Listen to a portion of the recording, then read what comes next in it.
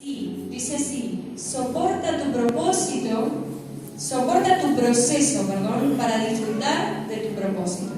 Soporta el proceso para disfrutar el propósito. ¡Wow! ¡Qué tremendo! Amén. Vamos a leer el capítulo 3, el versículo 3, del capítulo 37. Y habla de José, el soñador. ¿Cuántos conocen a José? Ah, qué bandido, ¿cómo lo van a conocer si ya no está vivo? ¿Cómo lo van a conocer? Amén, lo conoce. Conocemos la historia de José. Vio que lo agarré, me dice sí lo conozco. Pero ¿hace cuántos años que vivís? ¿Cuántos años tenés? Amén, vamos a hablar de José. Esta historia inspiradora para todos nosotros. Este siervo de Dios que supo resistir el proceso bajo la voluntad de Dios. Y Dios lo premió con un propósito grande, con un propósito que no solamente trajo bendición para él, sino que a toda la tierra donde él estaba trajo en bendición, y no solamente la tierra en la que él habitaba, sino que personas del extranjero venían hasta donde estaba él a buscar la bendición que Dios había soltado sobre su vida. ¡Qué tremendo esto! Amén. Vamos a leer el versículo 3, donde dice así: José es vendido por sus hermanos. Amén. Dice así el versículo 3: y amaba Israel a José más que a todos sus hijos, porque lo había tenido en su vejez, y le hizo una túnica de diversos colores.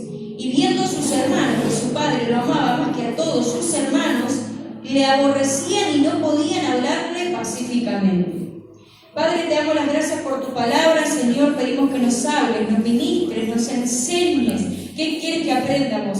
Señor, ayúdanos, Señor, que podamos compartir tu palabra conforme a tu voluntad. Que nuestro corazón esté preparado para recibirla, Señor. En el nombre de Jesús, amén y amén. Tome asiento allí, dele fuerte las palmas al Señor. Amén.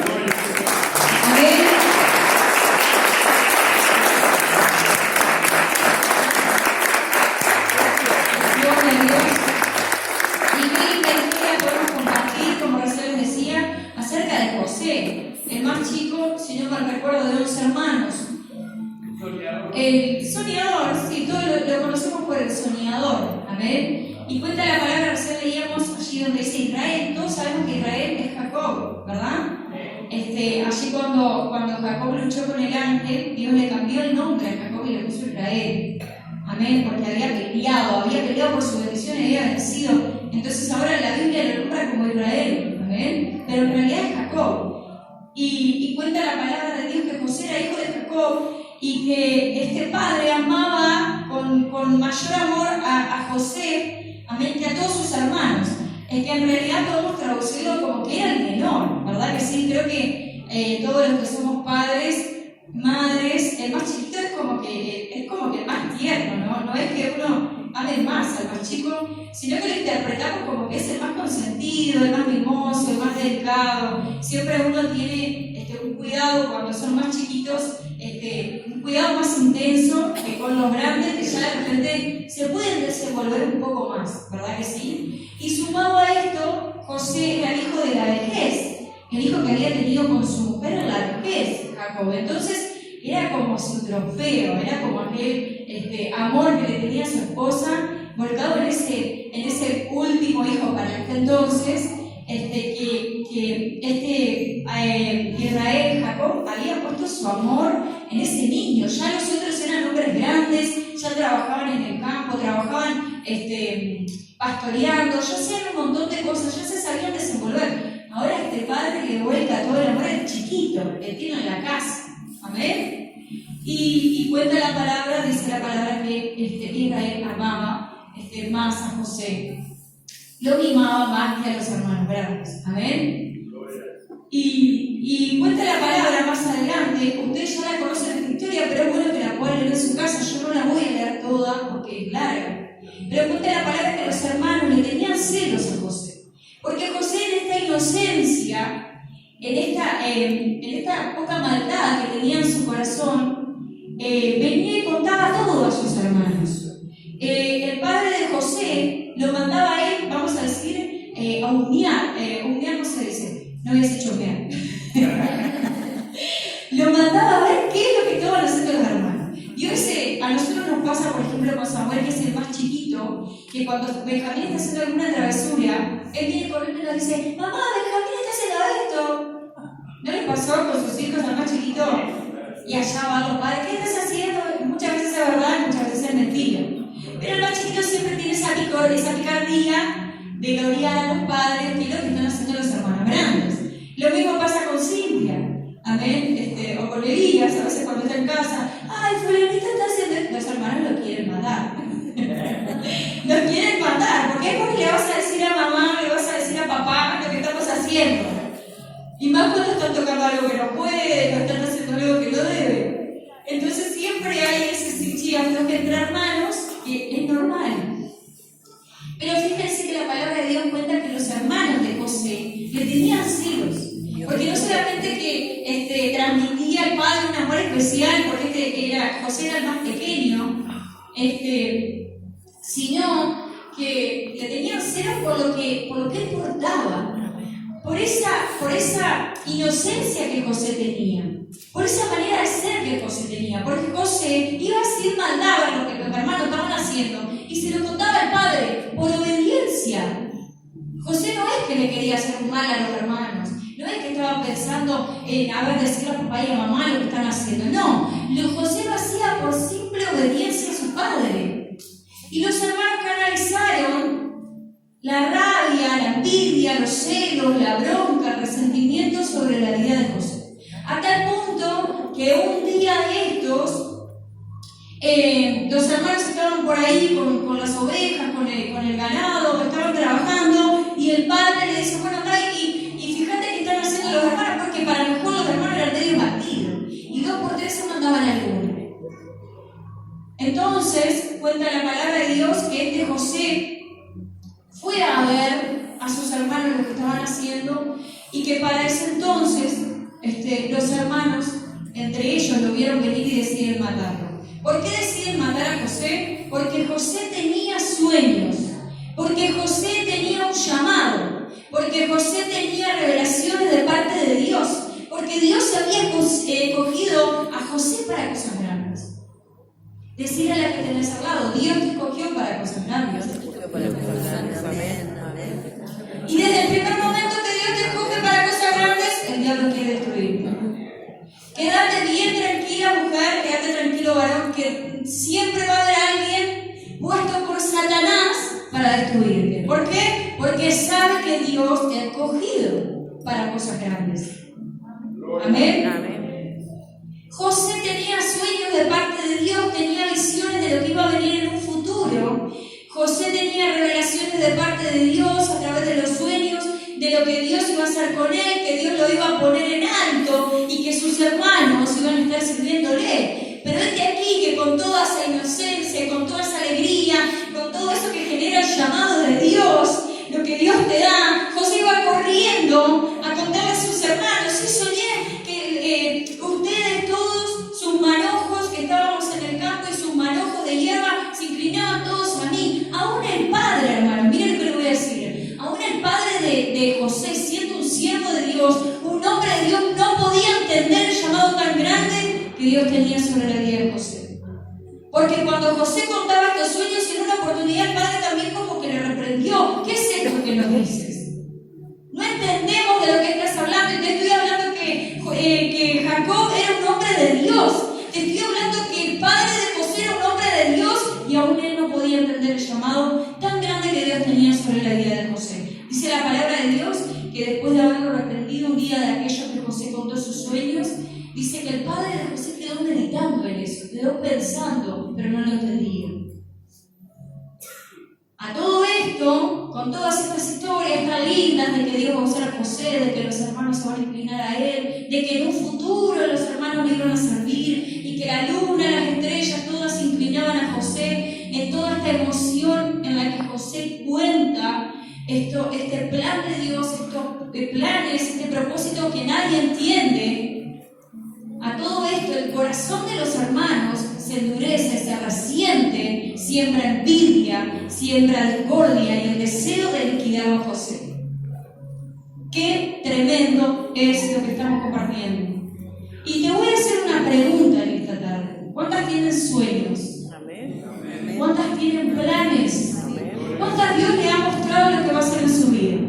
Mirá lo que te voy a preguntar. ¿A quién le estás contando lo que Dios va a hacer contigo? ¿En dónde estás depositando los planes que Dios tiene contigo? Porque el error más grande de José fue haber abierto su boca y contado a personas equivocadas lo que Dios quería hacer con él. Porque sus hermanos, en vez de apoyarlo, sus hermanos, en vez de levantarlo, lo querían destruir. ¿A quién le estás contando los planes preciosos que Dios tiene contigo? Qué bueno sería que yo hoy te pudiera decir, abre tu boca y cuéntale a todo el mundo lo que Dios va a hacer contigo, pero no. Debemos aprender a abrir nuestra boca con las personas indicadas. Debemos aprender a que no todo lo que Dios me da para mí, el que está a mi lado lo va a entender. Porque en vez de serle de bendición, en vez de ayudarle a crecer, te van a querer derribar. Y ahí están los enemigos disfrazados de ovejas, de corderitos, queriendo destruirte, lanzando sobre tu vida palabras que en vez de levantarte te destruyen, te derriban. ¿A dónde estás yendo a contar tus bendiciones? ¿A quién le estás contando lo que Dios quiere hacer contigo? José se equivocó y lanzó a sí mismo un decreto sobre su vida que era: lo vamos a matar. Porque no soportaban ver el plan tan grande y lo que portaba José. José era ajeno a todo esto, hermano. José ni de acá a allá que se iba a imaginar que sus hermanos lo estaban aborreciendo en su corazón. José creo que ni se le pasó por la cabeza que sus hermanos lo querían matar. Y un día José se acercaba a sus hermanos, los hermanos lo vieron de lejos y dijeron: ¿saben qué? Vamos a matarlo. Rubén, que era el hermano mayor, que no quería matarlo, que fue el que le salvó la vida, dijo: no lo vamos a matar, tirámoslo ahí en una cisterna y dejemos que muera ahí, que después con los días él va a morir. Lo tiraron a una cisterna y en una de esas ven que viene una compañía de ismaelitas allí y lo vendieron. Resolvieron venderlo, vamos a venderlo así sacaban un poco de ganancia y bueno, y en fin, y se deshacían de él. Agarraron su túnica de colores, una túnica de colores que dice la palabra de Dios, que su padre consiguió para él, que su padre hizo para él. Una túnica hermosa, la túnica era toda colorida y no solo era toda colorida, era larga hasta los pies. No cualquier túnica para este tiempo era larga hasta los pies. La túnica que era larga hasta los pies y con muchos colores representaba algo especial, era algo distinto a los demás. La túnica de los hermanos eran túnicas insulsas, túnicas opacas, túnicas sin brillo. ¿Qué representaba el amor que este padre le tenía a este joven? Esta túnica estaba trabajada especialmente, alguien se había sentado a trabajar en ella con especial atención. No fue una prenda que cosieron así nomás, fue algo confeccionado con amor, con tiempo, pensando en la persona que lo llevó. Cuenta la palabra que los hermanos destrozaron su túnica, la mancharon con sangre y la llevaron a sus padres, para decirle al padre que este hombre había muerto. Y es de aquí que en ese momento, cuando comienza este proceso de José no entiende nada. Es de aquí que en el momento que sus hermanos lo agarran y lo tiran allá a la cisterna, ese pozo, José no entiende nada, hermano. Imagínense la desesperación de este joven clamando por su vida, pidiendo ayuda, pidiéndole misericordia a los hermanos, preguntándole: ¿qué les pasa? ¿Cuál es el problema que ustedes tienen conmigo? ¿Qué hice yo? Pero ahí estaba José. Pasaron a la compañía de ismaelitas, José es vendido, es llevado a Egipto y allí cayó en gracia, en el palacio, fue vendido a Faraón. Cuenta la palabra de Dios que Dios estaba con José. Cuenta la palabra de Dios que cuando éste llega a Egipto, que fue siervo del general allí de Faraón, dice la palabra de Dios que todo lo que José hacía era prosperado, que todo lo que José hacía era bendecido. José había aprendido que más allá de lo que estuviera pasando, Dios seguía con él. Imagínense el corazón de un joven de 17 años, que es mimado, que es consolado, que es consentido en la casa de su padre, y de repente no solamente que es arrancado por las personas que él más ama, sino que ahora es vendido como esclavo a otra tierra en la que no conoce, a otras costumbres, en donde está solo y que ahora ya dejó de ser el mimado y tiene que pasar a ser un esclavo. Tiene que pasar a ser la servidumbre y tiene que obedecer, porque donde no obedeciera, usted sabe que en ese tiempo mataban a la gente, mataban a los esclavos. Qué tremendo es que José supo aprender a sobrellevar su propósito. Qué tremendo es que en ese camino, no sé cuántos días le habrá llevado llegar allí al palacio, José iría pensando en su corazón, no solamente cargando con la tristeza de todo lo que había pasado, preguntándose por qué le había pasado, preguntándose por qué sus hermanos hicieron eso con él, preguntándose si iba a morir o no iba a morir, preguntándose si algún día volvería a ver a su padre, preguntando cómo estaría el corazón de su padre, que él no iba a volver más a su casa. Ahora José llega a un lugar de esclavitud.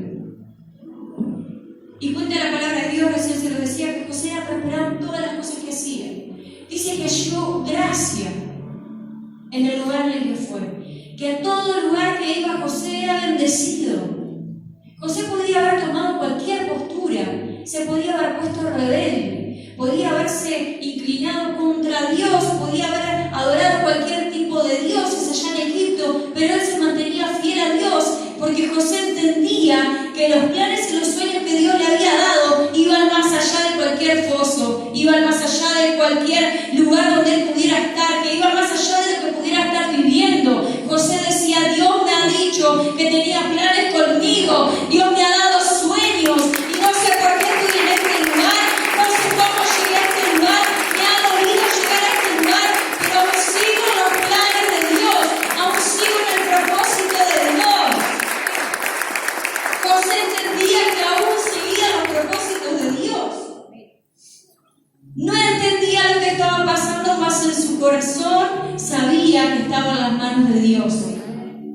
Y llega a ese lugar y es prosperado y es bendecido hasta que la mujer allí de aquel general se quiso llegar a él. Y todos los días cuenta la Biblia que esta mujer insistía y que él huía del pecado. Y no puede ser que a cada lugar que va José hay alguien que está tentando en contra de su llamado, hay alguien que está intentando destruirlo. No puede ser que a cada lugar, mujer, que tú vayas, alguien hay que te quiere destruir. Es que es así, decirle a la que tenés al lado, sos escogida. A todo lugar que vayas, a todo lugar que te toque llegar, Satanás va a plantar a alguien que quiera destruir. A todo lugar donde José iba había alguien plantado por Satanás que quería destruirlo. Pero mayor era la unción y la presencia de Dios que estaba en la vida de José, porque él estaba determinado a obedecer a Dios. Él estaba determinado a seguir el plan de Dios, y sin importar quién plantara a Satanás a su lado, él seguía plantado bajo la voluntad de Dios, obedeciendo al Padre, tomado de la mano de Dios, siguiendo para adelante, sabiendo que los planes de Dios se iban a cumplir, que los sueños que Dios le había dado algún día se iban a cumplir. ¿Saben ustedes que cuando esta mujer no se pudo llegar a él, que un día lo manoteó allá de su ropa, dice que dejó la túnica en manos de ella, y ella lo denunció como que él había querido abusar de ella, y entonces ahora lo meten a la cárcel, otra más? Pobre José. No solamente que estaba siendo esclavo, que había hallado gracia en realidad en ese lugar, que Dios le había puesto un lugar en alto, porque el hombre que lo había comprado confiaba tanto y tanto en él, que le dijo, todo lo que es mío es tuyo, menos mi esposa. Y allí el diablo se metió también. Y allí lo mandaron a la cárcel a José. Pero aquí que la presencia de Dios, decirle a la que tenés al lado, también entró a la cárcel. Ay, porque el diablo no entiende que la presencia de Dios te va a acompañar hasta el último de tus días. Y que no importa donde el diablo te vaya a meter, Dios va contigo. Dios está contigo. No importa si el diablo te mete en la enfermedad. No importa si el diablo se mete en tu matrimonio. No importa dónde el diablo se quiera meter o dónde te meta. La presencia de Dios no te abandona. No te abandona. No te abandona. Decir a la que tenés al lado, la presencia de Dios no te abandona.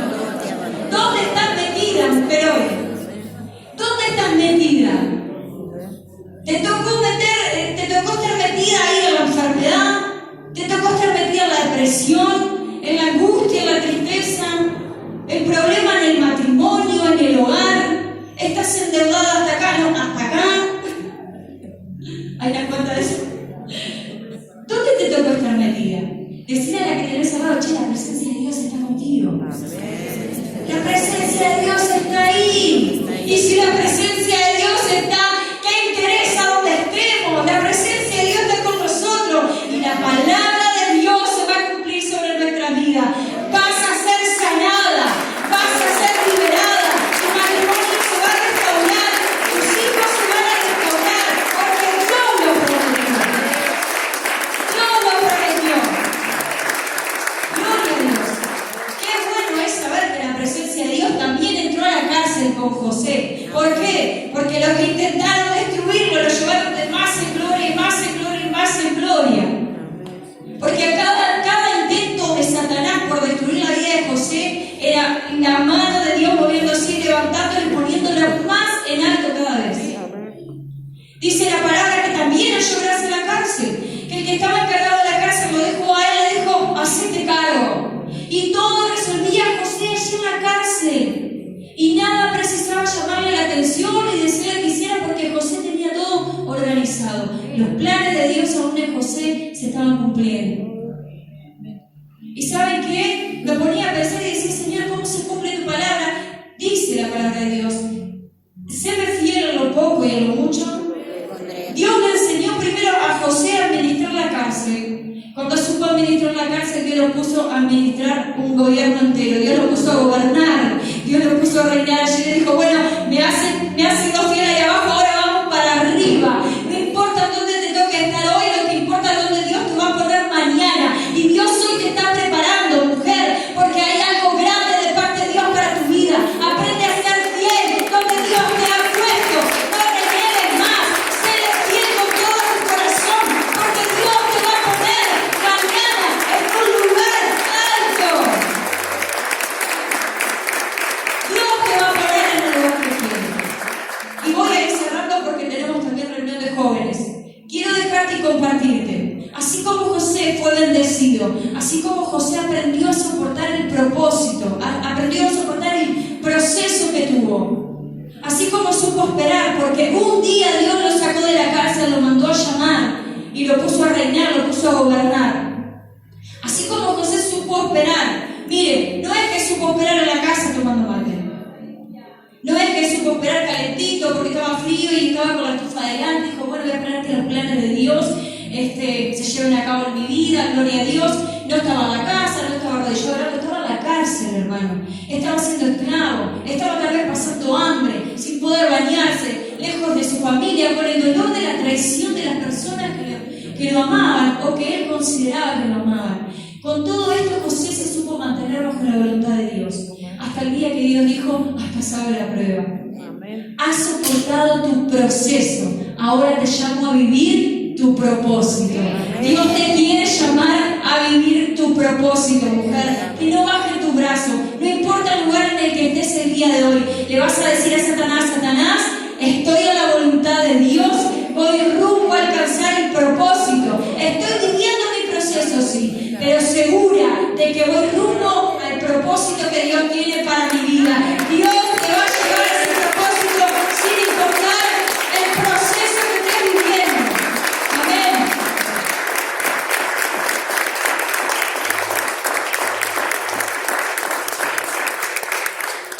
Nunca desistas de la voluntad de Dios. Amén. Los procesos no son agradables para nosotros. El proceso es aquello que nos transforma, es aquello que nos cambia. Vale contaba hoy el testimonio, sin duda Vale que no soy la misma Valeria que antes de nacer Abigail. Dios la transformó. Dios hizo cosas que vemos que fue el nacimiento de su bebé, pero también Dios hizo algo dentro de ella que no podemos ver. Amén. Que va a dar fruto cuando esté abriendo su boca.